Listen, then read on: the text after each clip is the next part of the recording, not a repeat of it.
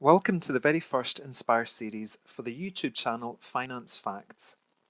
The aim of these videos is to share actual rags to riches stories to encourage and inspire you. Our inspiring story today is that of Sidney Weinberg, also known as Mr. Wall Street, who went from the role of janitor to the CEO of the finance investment firm Goldman Sachs. Born in 1891, Sidney was one of 11 children in a family that was not only poor and uneducated, but being Jewish was part of a religious minority.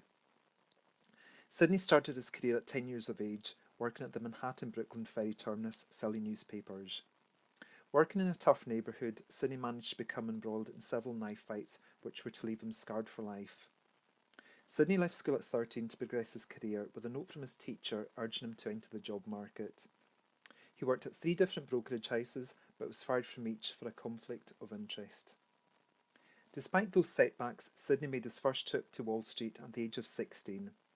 Keeping a lookout for a nice tall building to approach, he stumbled across 43 Exchange Place, a fortuitous move which was to change his life.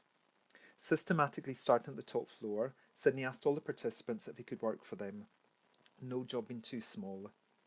It was during this quest that he found a small brokerage house. Returning to the brokerage house the next day, he managed, without experience, to bluff his way into the role of janitor for the princely sum of $3 per week. The brokerage house was Goldman Sachs. During the early stages of his employment, Sidney was asked to run an errand to a well-to-do uptown house. On arrival, Paul Sachs, grandson of the firm's founder Marcus Goldman, opened the door. Paul instantly took a liking to Sidney and had him promoted to the mailroom, which Sidney set about reorganising to make more efficient. Seeing his potential, Sidney was then sent to Brown's Business School to learn penmanship. Following a short stint with the US Navy during World War I, Sidney returned to become a securities trader. During these years of his life, Goldman Sachs bought Sidney a seat on the New York Stock Exchange.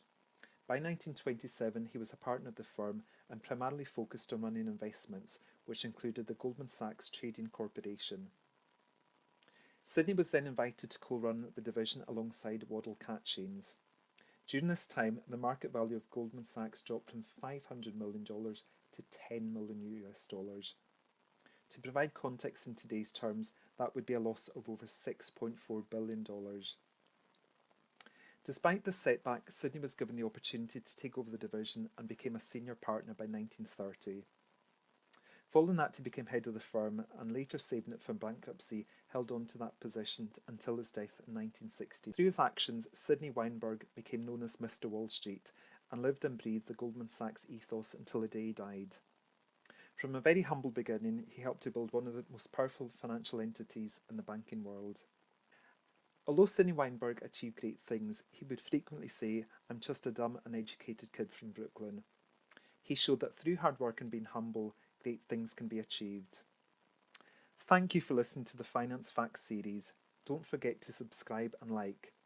If you'd like to see more videos or have any suggestions on our next video, please drop a comment.